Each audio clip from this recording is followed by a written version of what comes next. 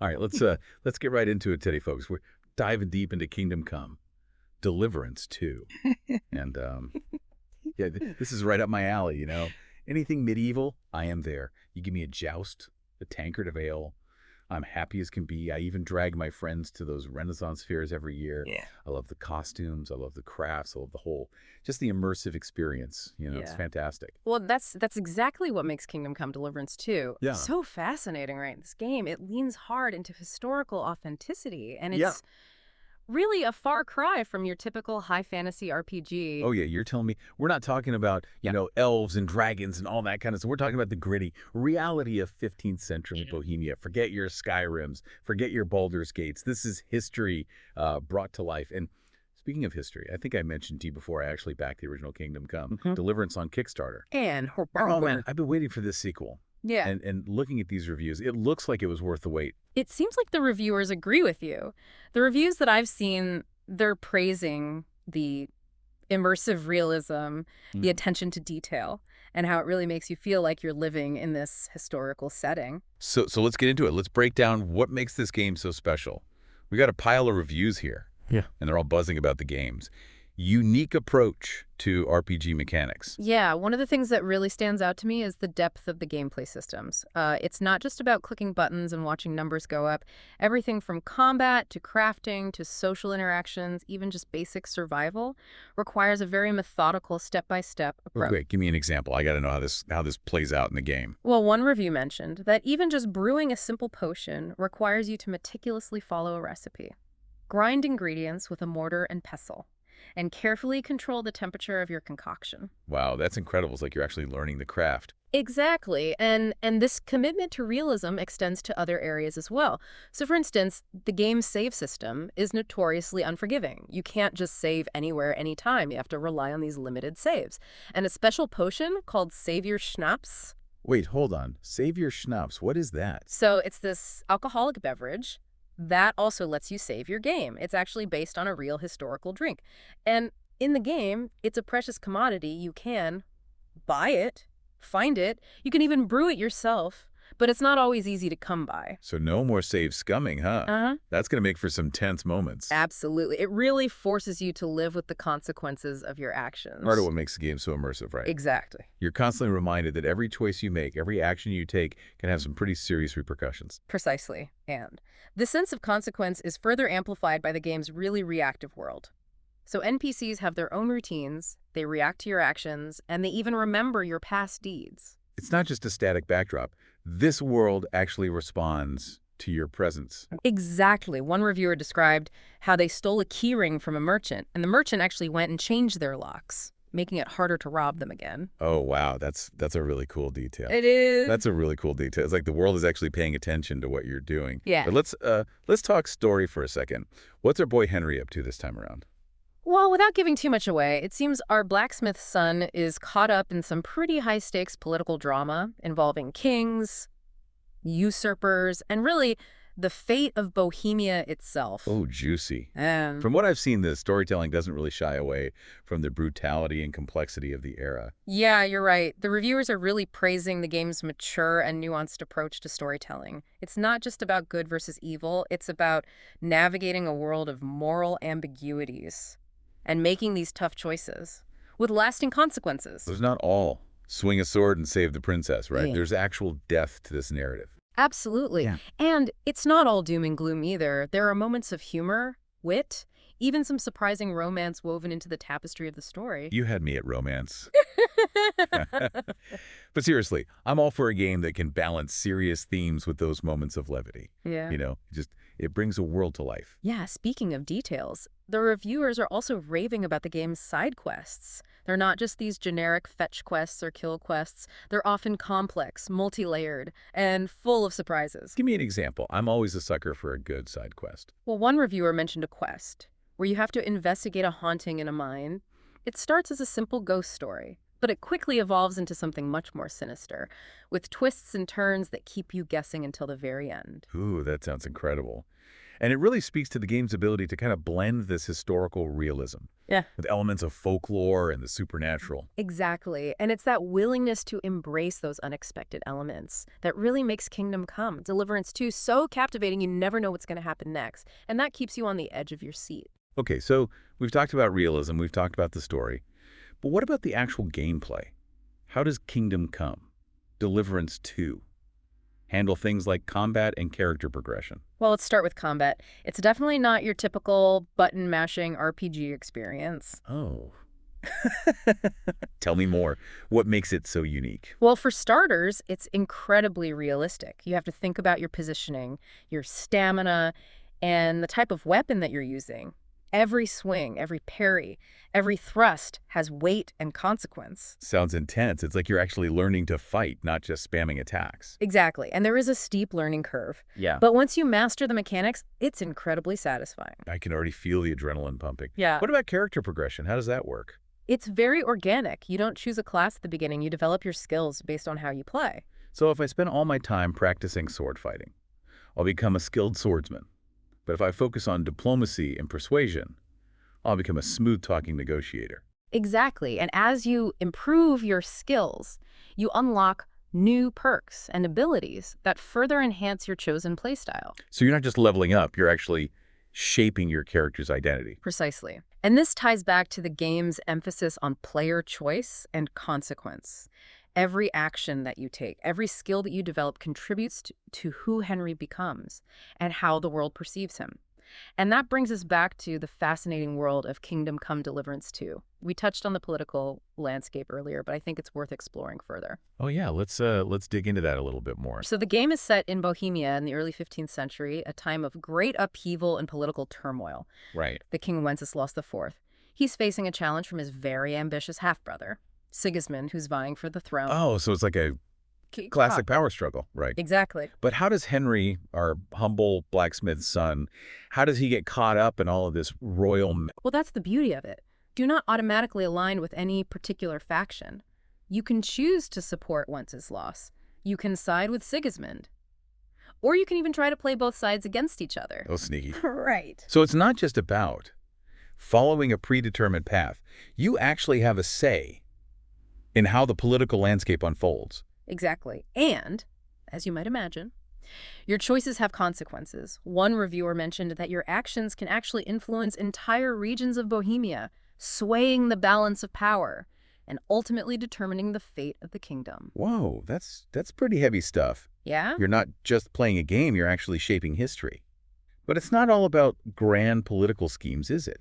What about the everyday lives of the people living in this world? Well, that's another area where the game shines. The reviewers consistently praise the depth and realism of the NPCs.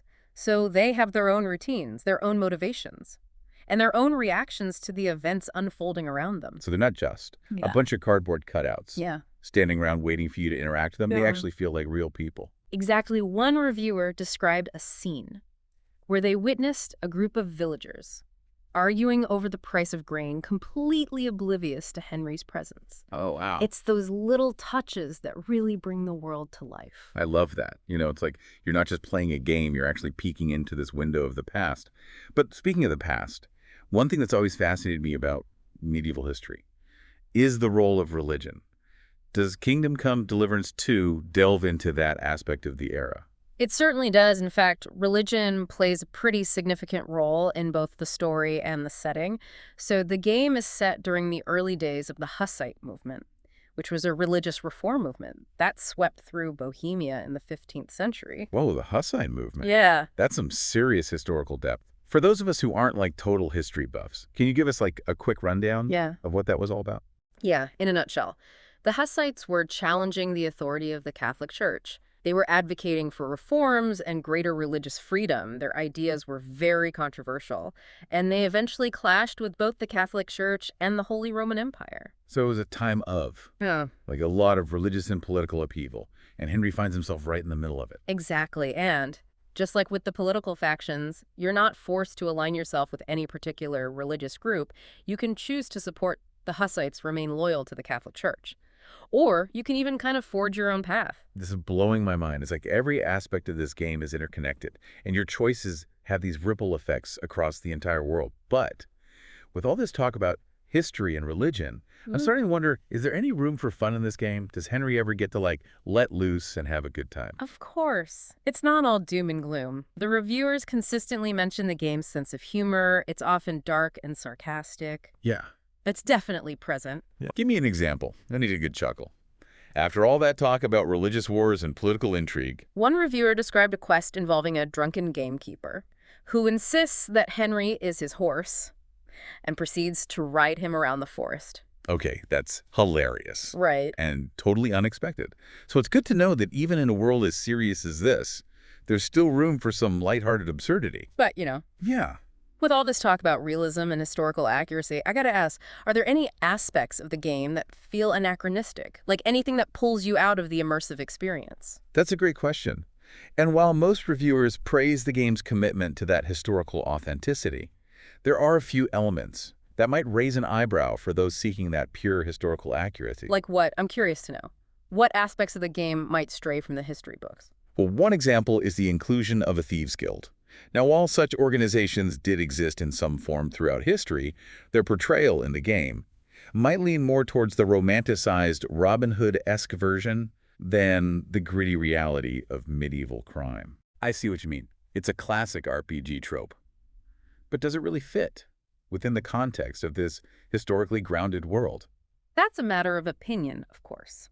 Some players might appreciate that familiar gameplay element, while others might find it a bit jarring. It's all about finding that balance, right, between the historical authenticity and gameplay expectations. But hey, speaking of gameplay, let's dive into that combat system a bit deeper. We know it's challenging, we know it's realistic, but how does it actually feel to play? The reviews use words like visceral and impactful to describe the combat. So it's not about button mashing or these flashy combos. It's about precision timing and reading your opponent's moves. Almost sounds like a medieval dance. Yeah. A deadly one, of course. Right. But I imagine it takes some practice to get the hang of it. Absolutely. There's a definite learning curve. One reviewer even mentions spending hours in the training yard, mastering the various sword fighting techniques, before even attempting to face a real opponent. So this isn't for the impatient gamer. You really got to invest the time and effort to become proficient. That seems to be the consensus. But for those who are willing to put in the work, the rewards are immense. So the feeling of finally landing that perfect parry or delivering a devastating blow, it's incredibly satisfying. I can only imagine. But combat isn't just about swinging a sword, is it? What about other skills and abilities? Does Henry have any other tricks up his sleeve besides swordsmanship? Absolutely. The game offers a really wide range of skills to develop, from archery and stealth to lockpicking and alchemy. And as with combat, mastering these skills requires practice and patience. So if I want to become like a master archer, I can't just pick up a bow and expect to hit a bullseye. I actually have to train and improve my skills. Exactly. One reviewer describes spending hours practicing their archery skills, learning to adjust for wind speed and distance, before they felt confident enough to take down a moving target. That's dedication. Yeah. It really speaks to the game's commitment to that realism and immersion. But with so many skills to master, I'm curious, how does the game handle character progression? Is it overwhelming? Or is it a manageable system? It's surprisingly intuitive. You don't have to choose a specific class or follow a predetermined path. Your skills develop organically based on how you play. So if I spend a lot of time like reading books, my reading and writing skills will improve, which in turn might unlock new dialogue options or even new quests. Exactly. And as you progress, you earn perk points that you can spend on further enhancing your abilities. So for example, if you invest heavily in your speech skill, you might unlock a perk that allows you to persuade even the most stubborn NPCs. That's fantastic. Right. It sounds like the game really encourages you to experiment and develop a unique playstyle that really suits your preferences. But with all this freedom and choice, it must be tough to keep track of everything. How does the game handle inventory management and crafting? Is it a tedious chore, or is it streamlined and enjoyable? Based on the reviews, it seems to be a bit of a mixed bag. Some reviewers praise the depth and complexity of the crafting system, while others find it a bit cumbersome and overly realistic. Can you elaborate on that a bit? What makes the crafting system so complex? Well, for example, if you want to craft a sword, you don't just go to a blacksmith and click a button. You have to gather the necessary materials, smelt the metal, forge the blade, and then temper and sharpen it. And each step of the process require specific tools and skills. Wow, that's intense. It's like you're running your own blacksmithing business. Exactly. But I can see how that level of detail might not appeal to everyone. Yeah, some players might find it tedious and time-consuming, while others will really revel in the challenge and realism. It's all about personal preference, I suppose. But, with all this talk about crafting and combat, we haven't really touched on one crucial aspect of the game, the world itself. What can you tell us about the environments and locations that players get to explore in Kingdom Come, Deliverance II? From what I'm gathering, it's a vast and beautifully realized world, full of diverse environments and really stunning vistas. Paint us a picture. What kind of locations can we expect to encounter? Are we talking sprawling cities, dense forests, towering mountains? All of the above. The reviewers describe everything from bustling cities with cobblestone streets and towering cathedrals to these dense forests teeming with wildlife and hidden bandit camps. And let's not forget the rolling hills and picturesque villages that really dot the Bohemian countryside. It sounds like a world that just begs to be explored. But is it just a pretty backdrop? Or is there more to it? Do these locations have their own personality, their own stories to tell? That's one of the things that reviewers seem to appreciate most about the game. It's not just a static environment. The world feels alive and reactive. So with NPCs going about their daily lives, responding to the player's actions, and even contributing to that overall atmosphere. Give me an example. I'm curious to know how these NPCs, how they bring the world to life. Well, one reviewer described visiting a tavern late at night and overhearing a group of patrons singing bawdy songs and sharing gossip. Another reviewer mentioned encountering a farmer struggling to herd his sheep, who asked Henry for help. It's these little touches that make the world feel lived in and believable. I love that. It's like you're not just playing a game, you're stepping into a living, breathing world. But with all this emphasis on realism and detail, I'm starting to wonder, how demanding is this game on a technical level? Can you run it on a potato? Or do you need a supercomputer to experience it in all its glory? That's a valid concern. And while the game is visually stunning, it does require a fairly beefy PC to run smoothly at higher settings. So it's not exactly optimized for low-end hardware. Not quite, but the developers have done a good job of providing a range of graphical options, so players can really tailor the experience to their specific hardware capabilities. That's good to hear. I'm all for graphical fidelity, but I'd rather have a smooth frame rate than a slideshow, even if it means sacrificing some of those visual bells and whistles. Yeah. But with all this talk about technical specs and gameplay mechanics, we haven't really addressed one crucial aspect of any RPG, the story. What can you tell us about the narrative that drives Kingdom Come, Deliverance II? Is it a compelling tale? Or is it just an excuse to string together a bunch of quests? From what I'm gathering, it's a very gripping and emotionally resonant story, full of twists and turns and memorable characters. And it's not just about Henry's personal journey, it's about the fate of Bohemia itself. Okay, now you've got my attention. Right. Tell me more about this epic tale. What kind of challenges does Henry face? Who are the key players? And what's at stake for the kingdom? Well, without giving too much away, I can say that Henry finds himself embroiled in this web of political intrigue, religious conflict, and personal betrayals. He'll have to make tough choices, forge alliances, and face some very powerful enemies if he wants to survive and protect those he cares about. This is getting good. It sounds like a story that's going to keep me on the edge of my seat. Yeah. But you mentioned memorable characters. Who are some of the standout personalities that Henry encounters along the way? Well, besides the historical figures we've mentioned, like Wenceslas and Sigismund, there's a really colorful cast of both allies and adversaries. One character that reviewers consistently praise is Hans Capon, who's this young nobleman who becomes Henry's unlikely friend and companion. Hans Capon. That name rings a bell. Remind me, who is this guy again? He's a charismatic and somewhat mischievous nobleman who's known for his love of wine, women, and song. He's also a skilled swordsman and a loyal friend, although his tendency to get into trouble often puts Henry in some very precarious situations. Okay, I'm starting to see why reviewers love this guy. Sounds like the perfect foil to Henry's. More serious and grounded personality. But are there any, strong female characters in the game? Or is it just a bunch of dudes running around with swords? Fortunately, it's not just a sausage fest. The reviewers mention several compelling female characters who play very significant roles in the story. One character that stands out is Teresa, who's a young woman who becomes romantically involved with Henry. Oh, romance. Yeah. Now we're talking. But tell me more about Teresa. What kind of character is she? Is she a damsel in distress? Or is she a strong and independent woman who can hold her own in this dangerous world? From what I'm gathering, she's definitely not a damsel in distress. She's a resourceful and resilient woman who's had to overcome her own share of hardships. And her relationship with Henry is complex and multifaceted, full of both tenderness and conflict. That sounds fascinating. I'm always drawn to complex characters and relationships. It's those nuanced interactions that really bring a story to life. But, with all this talk about characters and plot, I'm curious, how does the game actually convey the story? Is it all cutscenes and dialogue trees? Or is there a more organic approach to storytelling?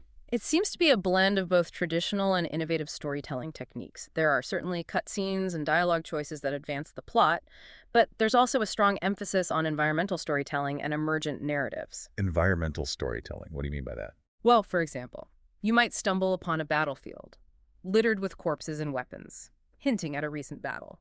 Or you might overhear a conversation between two NPCs.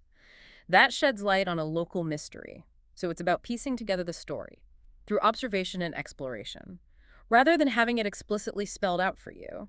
That's really cool. It's like you're not just playing a game, you're participating in this interactive historical drama. But with all this talk about realism and detail, I have to ask, does the game ever feel overwhelming? Is it easy to get lost in all the complexity? That's a valid concern, and to be honest, some reviewers do mention a bit of a learning curve, especially early on. There are a lot of systems to grasp, a lot of information to process, and a lot of choices to make. So it's not exactly a pick-up-and-play experience. You really have to invest the time and effort to get the most out of it. That seems to be the consensus. But for those who are willing to embrace the challenge, the rewards are immense. The feeling of mastery, of truly understanding and navigating this complex and nuanced world, it's incredibly satisfying. I can only imagine. It's like you're not just playing a game, you're actually living a life in another time and place. Yeah. But, with all this talk about realism and historical accuracy, I have to ask, does the game ever sacrifice fun and enjoyment in the name of authenticity? That's an interesting question. And while most reviewers praise the game's balance between realism and entertainment, there are a few who feel that it leans a bit too heavily towards the former at times. Like what? What aspects of the game might feel a bit too realistic for some players? Well, one example is the save system, which we touched on earlier. The limited save points and reliance on that savior schnapps. It can be frustrating for some players, especially those who are used to being able to save their progress whenever and wherever they want. I see what you mean. It's all about finding that sweet spot, right? Between challenge and frustration. But hey, speaking of challenges, let's talk about that combat system in a little bit more detail. We know it's realistic and demanding, but how does it actually work in practice? What kind of weapons and fighting styles are available to Henry? So the game offers a wide variety of weapons, from swords and axes to maces and bows, and each weapon has its own unique set of moves and techniques to master. So it's not just a matter of swinging a sword and hoping for the best. You actually have to learn the nuances of each weapon and develop like a distinct fighting style. Exactly. One reviewer describes spending hours in the training yard, experimenting with different weapons and practicing their combos until they felt confident enough to take on those real opponents. It's impressive. Yeah. It sounds like the game really encourages you to experiment and find a fighting style that really suits your preferences. But with so many weapons to choose from, how do you know which ones are right for you? Are there any clear advantages or disadvantages to certain weapon types? Of course. Each weapon type has its own strengths and weaknesses. So, for example, swords. They're generally well-balanced and versatile. While axes are slower but more powerful, maces are effective against armored opponents, and bows are ideal for ranged combat. So it's not just about picking the coolest looking weapon. You have to think strategically about your fighting style and choose weapons that really complement your strengths and weaknesses. Precisely. And as you progress through the game and face tougher enemies, you'll need to adapt your tactics and experiment with different weapons and fighting styles to succeed. This is getting intense. I can already picture myself strategizing my loadout, carefully selecting the right weapons and armor for each encounter.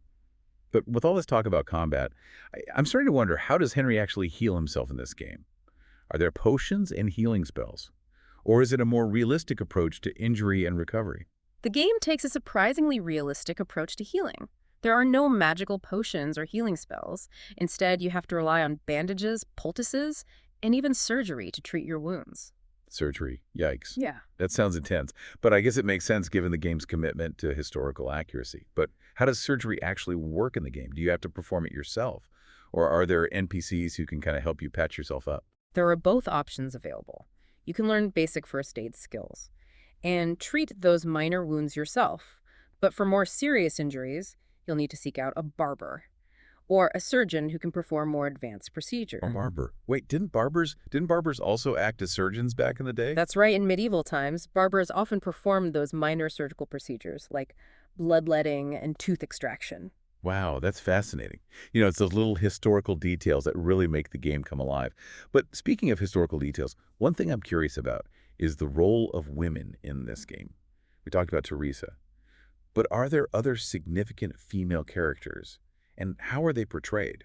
The reviewers consistently praise the game's portrayal of women, noting that they're not just relegated to damsels in distress Hmm. or romantic interests. They're complex and multifaceted characters, with their own agency and motivations. That's great to hear. It's always refreshing to see those strong and well-developed female characters in games. Hmm. But can you give me some specific examples?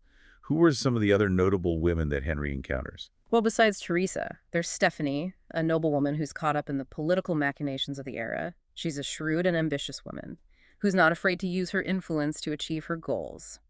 And then there's Johanka, who's this young woman who runs an herbalist shop. She's very knowledgeable about traditional medicine and plays a key role in helping Henry recover from his injuries. These characters sound amazing. It's clear that the developers put a lot of thought into creating these diverse and compelling female characters Right. who really contribute to the story in meaningful ways. But, with all this talk about characters and plot, I'm curious, what about the overall tone of the game? Is it a grim and gritty experience? Or is there a sense of hope and humor amidst all the chaos and conflict? It's definitely not a lighthearted romp through the countryside. The game doesn't shy away from the brutality and hardships of medieval life, but there are also moments of beauty, camaraderie, and even humor that lighten the mood and make the world feel more vibrant. Give me an example. I need a good chuckle after all that talk about political intrigue and medieval surgery. One reviewer described a scene where Henry, after a long day of fighting and questing, stumbles into a tavern and finds himself caught up in a raucous drinking contest with a group of boisterous locals. Okay, that sounds hilarious. Right. It's good to know that even in a world as serious as this, there's still room for some good old-fashioned revelry. Yeah. But, with all this talk about realism and historical accuracy, I have to ask, does the game ever feel like a history lesson? Is it too bogged down in details and facts? That's a valid concern. And while the game is certainly steeped in historical detail, it never feels like a dry lecture. The historical elements are seamlessly woven into the narrative and gameplay, enhancing the immersion rather than detracting from it. So it's not like reading a textbook. It's more like experiencing history firsthand. Exactly. You're not just learning about historical events. You're living through them. That's incredible. It's like stepping into a time machine. But, with all this talk about history and realism, I'm starting to wonder how accessible is this game to players who aren't familiar with medieval history, or even the first Kingdom Come Deliverance game.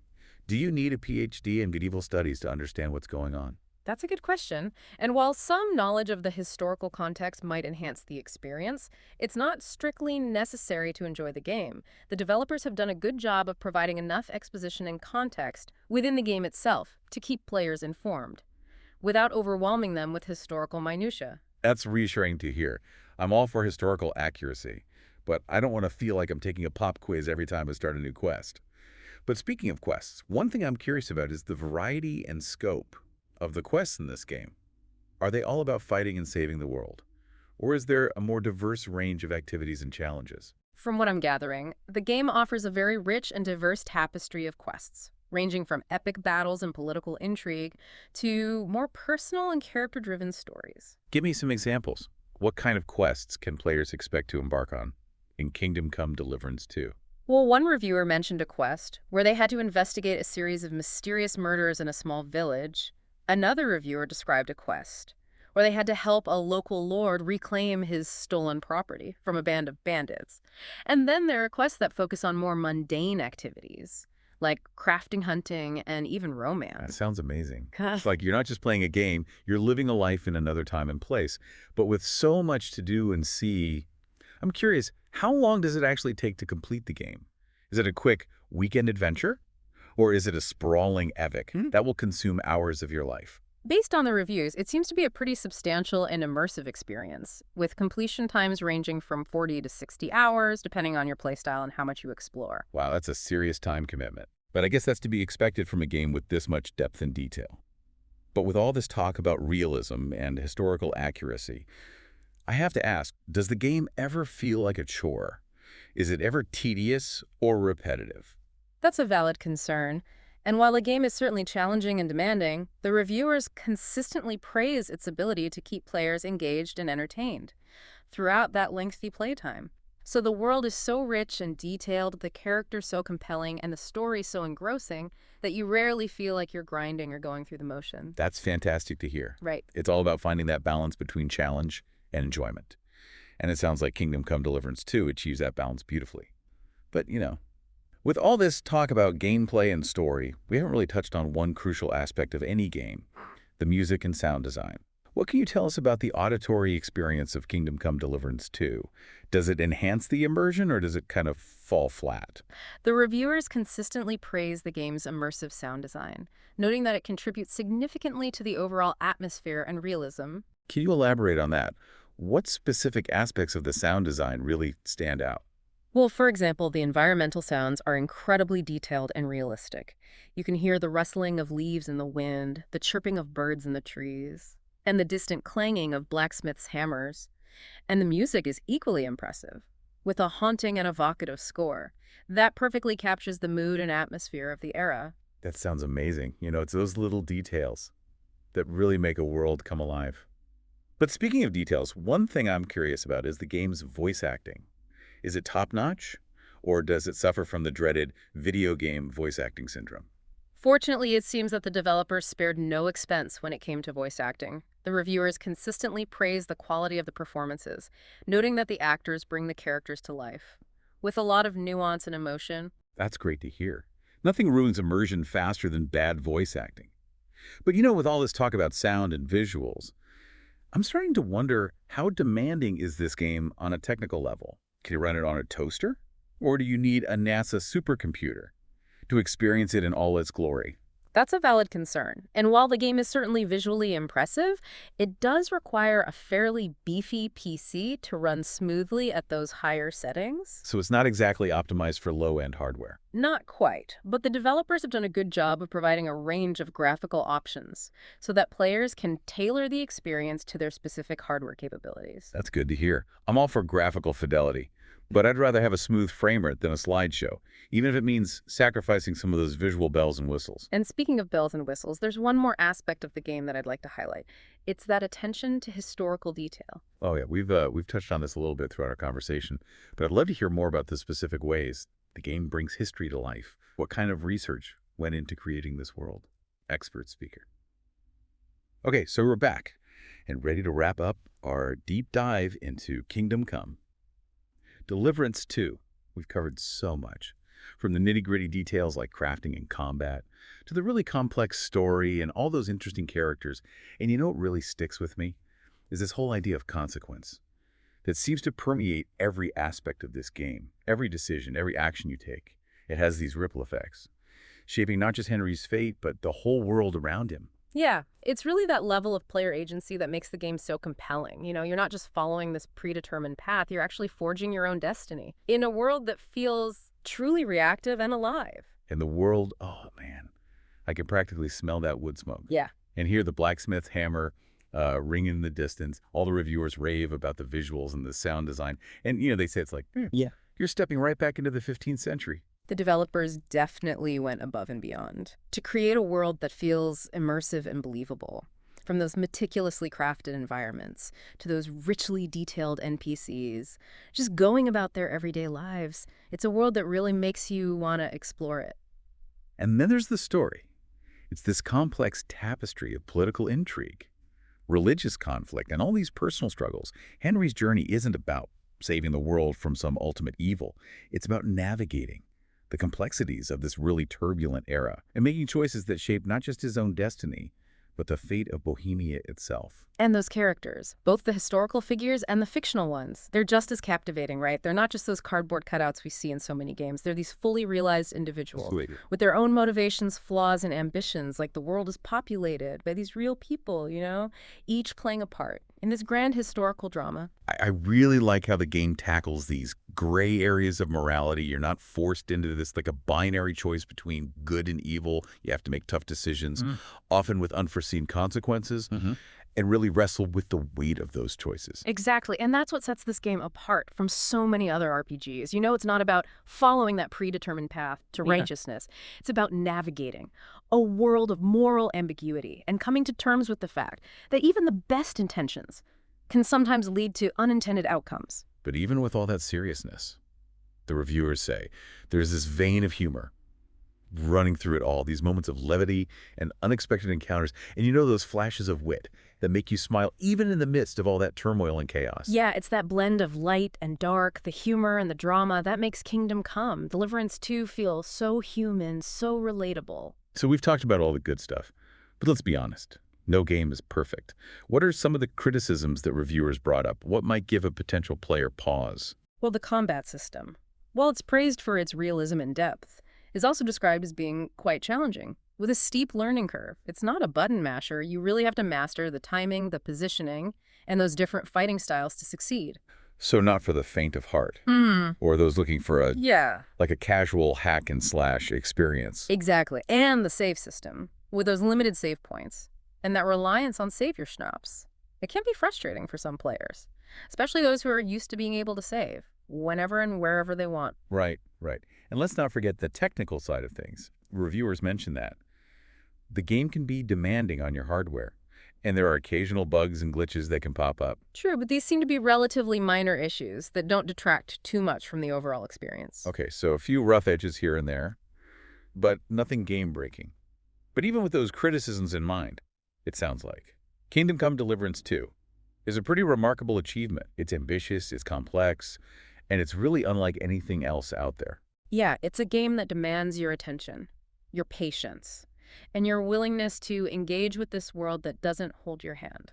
And for those who are willing to put in the effort, it sounds like it offers an incredibly rewarding and unforgettable experience. Definitely. It's a game that asks us to question our assumptions about what an RPG can be and what it really means to truly immerse yourself in another time and place. So, dear listener, after diving deep into these reviews with us, what are your thoughts? Does Kingdom Come Deliverance II sound like a game you'd be willing to take a chance on? If you're looking for a game that challenges you, surprises you, and stays with you long after you finished playing, then this might just be the game for you. But the final decision rests with you. And with that, we conclude our deep dive into Kingdom Come Deliverance II. We hope you've enjoyed the journey. Until next time, keep exploring, keep questioning, and keep diving deep.